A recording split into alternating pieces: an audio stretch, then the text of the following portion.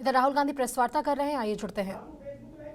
अब ये हिंदुस्तान के इंस्टीट्यूशंस जो इन्होंने कैप्चर करे हैं, उनके बीच और ऑपोजिशन के बीच में लड़ाई, उसमें एक फैक्टर ईवीएम है, मगर बहुत सारे दूसरे फैक्टर भी हैं।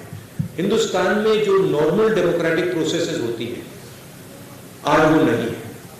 जो विपक्ष के लोगों पर आक्रमण हो रहा है, सीबीआई, ईडी, पेगासस, ये नॉर्मल डेमोक्रेटिक फंक्शनिंग नहीं है। भास्कर से गिरिजेश मिश्रा।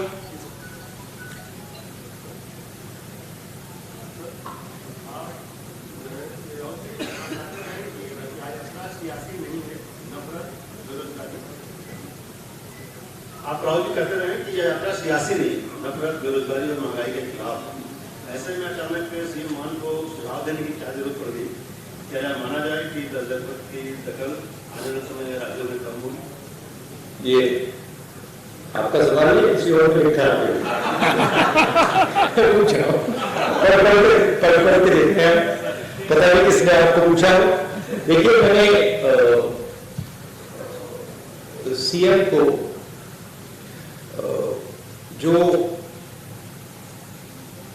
पंजाबी कल्चर है, जिसको मैं अच्छी तरह समझता हूं, जो पंजाबी हिस्ट्री है, उसके बारे में मैंने उनको प्यार से बताया है।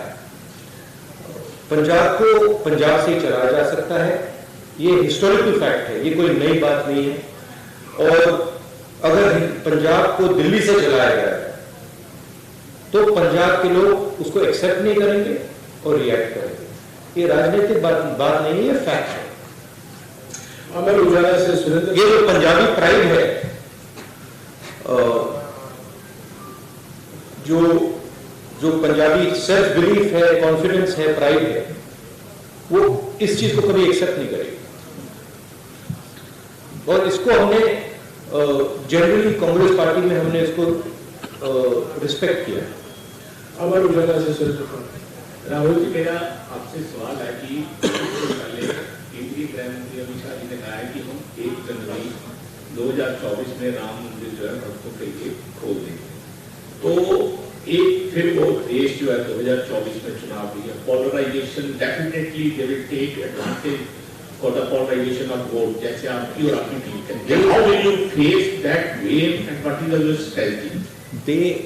They will divide the country, they will spread hatred in the country. हम जनवरी 2024 में राम मंदिर जो है भक्तों के लिए खोल देंगे।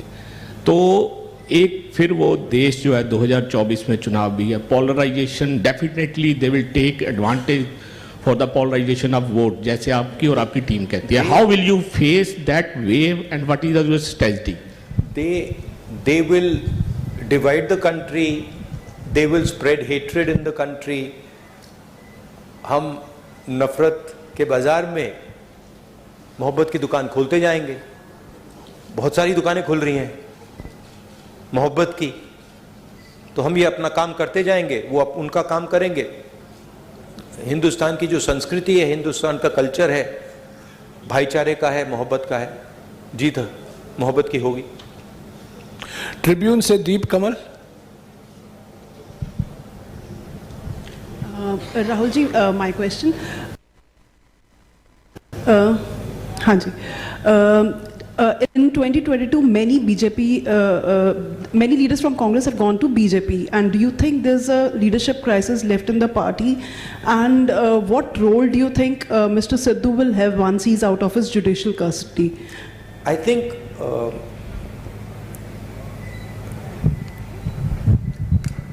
my experience is pretty much anybody who goes to the BJP goes there because of a particular type of pressure. Okay, it's a hidden pressure, you can call it. It is generally a result of, pressure from the CBI, pressure from the ED, pressure from cases, pressure from corruption. So we are quite happy that these type of people are not in the party anymore. And I think as far as the party is concerned, what I've seen on the street is tremendous enthusiasm, extremely dynamic workers, and a mix of senior and young leaders. So what I see in the Congress party is extremely capable leadership all the way from the top to the worker level. So I'm not worried about that. In fact, I'm quite happy that some of the sort of riffraff has gone somewhere else. Hindustan Times से Harpreet Kaur. No supplementary, please, madam. Please sit down. Harpreet Kaur. Everybody will have a role. Everybody will have a role to play. We are a democratic party. We like to involve all people and function together. Hindustan Times से हरप्रीत कौर नहीं आई है. आई है. I want to ask about the security lapses during your yatra. Even today we heard that there was some lapse. So what you have to say about that? What lapse was there today? Somebody came from the crowd? Someone came to hug me. I don't know why you're calling that a lapse. I think the person was, he was checked by the security people. He was a bit overexcited. It's not a problem. It happens quite often. The PCC president has already issued a statement on this incident, which you call a lapse. It's not a lapse. Indian Express, Navjeevan Gopal. There's quite a lot of enthusiasm in the yatra. Many people get overexcited, and that was a case where he was a bit extra charged up. So there's no problem. It's happened many times before. I wouldn't call that a security lapse. Indian Express से Navjeevan Gopal. Hi. Opposition parties like Akali Dal, they are raising questions on your visit. I mean, they want you to apologize for the 84 thing, Operation Blue Star and riots. What do you have to say on this?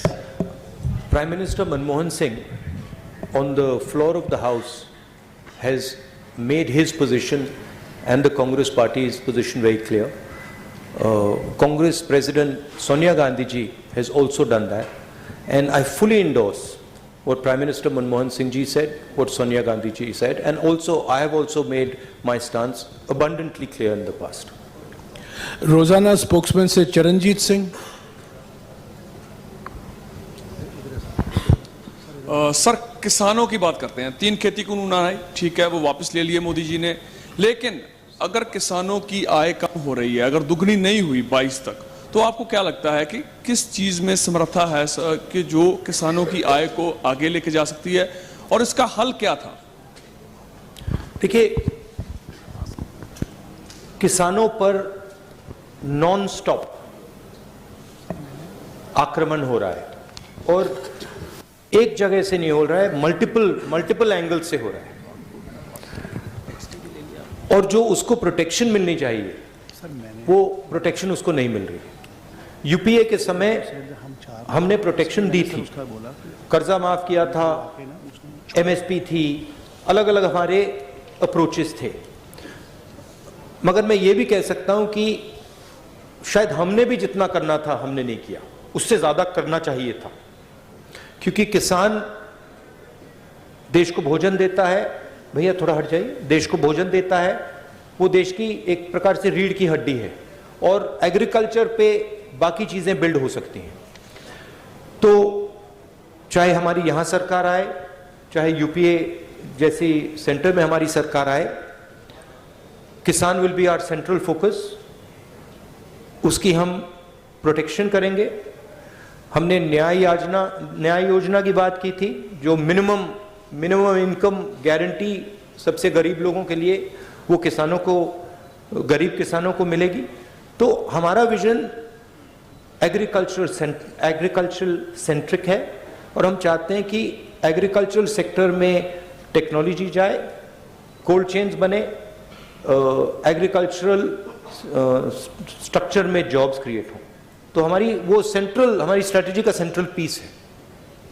Prime Asia से नंदप्रीत सिंह. राहुल जी, आपने इस यात्रा के दौरान सबसे बड़ा attack एक तो बीजेपी पे किया है और दूसरा मीडिया पे किया है. 4th पिलर है डेमोक्रेसी का. इस पे मेरा सवाल ये है कि मान लीजिए कांग्रेस सत्ता में आती है और आप प्रधानमंत्री बन जाते हैं, तो जो ये नेशनल टीवी पे जो आजकल जिसको आप गोदी मीडिया का नाम देते हो, तो उस पे हिंदू मुस्लिम का एक चलता है आपस में, आप बोलते हो कि भारत को बांट रहे हैं वो, तो क्या आप उस पे रोक लगाएंगे? और क्या आप बोल रहे हो कि मीडिया गुलाम है, क्या आप भी उनको अपना गुलाम बना लोगे फिर?